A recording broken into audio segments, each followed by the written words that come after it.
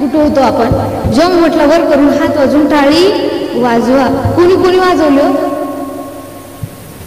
तुम्हाला तुमच्या चपल्याची शपथ आहे, खरं खरं सांगा. माहिती आहे का तुम्हाला याला काय म्हणतात? हे डोळे असतात ना, याचं काम काय असतं? तुम्हाला काय वाटतं माझ्याकडे शोसाठी येत? मला दिसलं नाही का कोणी टाळी वाजवली कोणी नाही ते? इथं 3 प्रकारचा वर्ग होता मला. पहिला म्हणजे इमानदार वर्ग, बिचारीने हातही वर केले, विठ्ठल विठ्ठल म्हटलं टाळी सुद्धा. दुसरा वर्ग महाराज फसवा वर्ग होता, फसवा.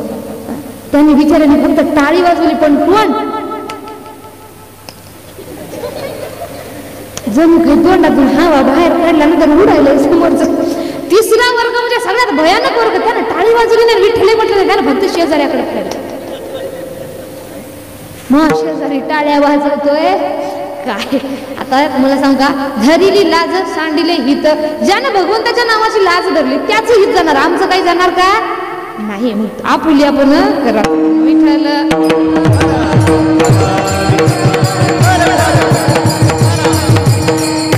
कीर्तन ऐकण्याचे नियम मागच्या वर्षी मी तुम्हाला सांगितले होते, यावर्षी रिपीट करावं लागेल का?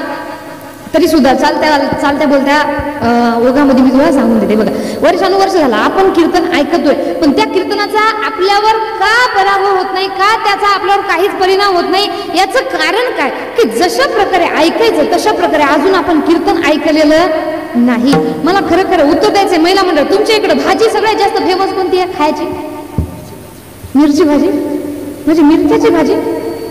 हा, मिरच्याची डायरेक्ट. हो का?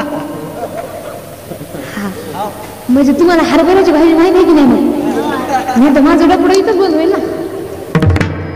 विचार करा, तुमच्या गावामध्ये कोणी हरभरा लावला नाही, केला विचार? केला का हो?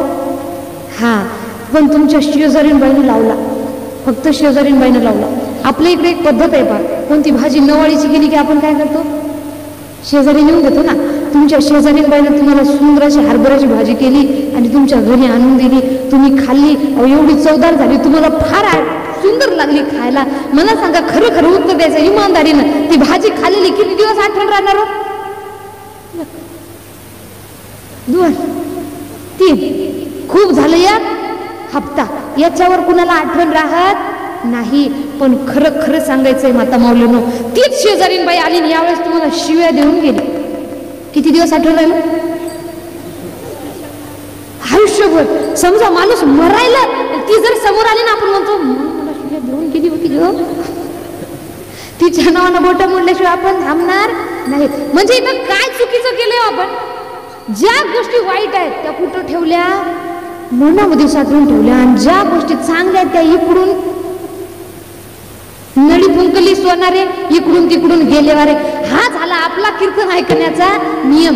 म्हणून काय करा, जे काही चांगलं वाटतं ते लक्ष देऊन ऐका. कसं झालंय, तुम्हाला विनोद नाही केला, तुम्ही जागेवर झोपता. ज्ञान सांगावं तर विनोदाचा